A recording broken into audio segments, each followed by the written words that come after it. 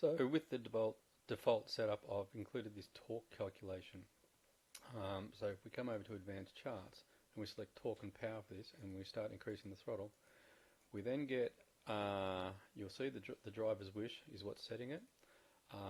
This is the profile that your driver's wish is setting as far as how you've managed to set that up to how you get your torque response from your engine. If you change your driver's wish, you'll get a different torque response. And it's the way those tuning boxes work, by changing the believed torque response of the engine to throttle response. So as we increase our throttle, we start seeing the torque and power of the engine coming up across the rev range, so RPM along the bottom. And this is torque in Newton meters and power in kilowatts.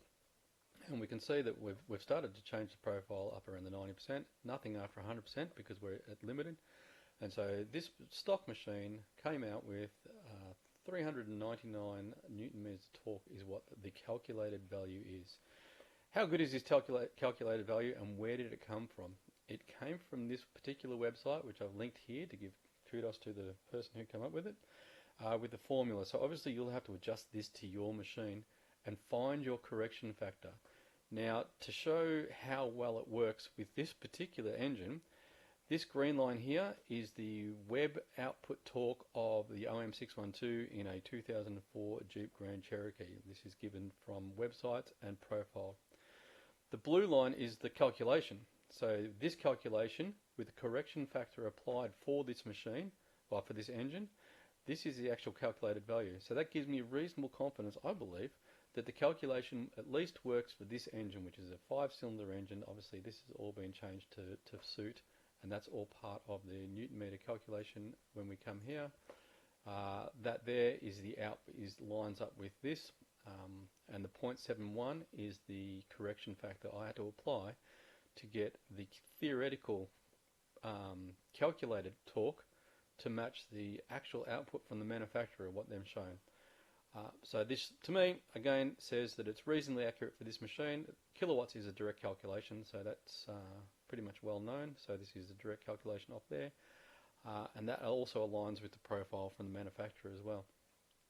For your machine, obviously, for your car, your vehicle, you'll have to adjust this to suit.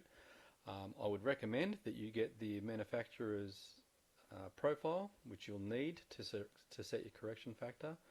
And again, just to confirm that the shape looks about right.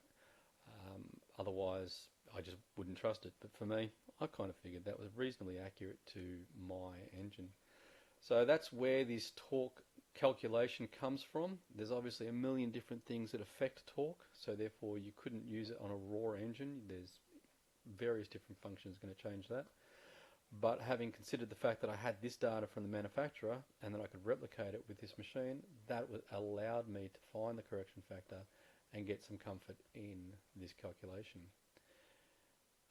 Yeah, so that'll explain this torque output, which is part of this included spreadsheet. It may be value to you, it may be no value to you. Give it a go. And delete it if you don't want it. If you don't want it, just grab that line, get rid of it, and it is gone. Obviously the power now has lost because the power reference requires the torque, so that's now giving us an error. So there's no point keeping that, and that can go as well. So that is where the torque value came from, and why for this particular engine it seems like a reasonable sort of calculation for basic numbers. Thank you.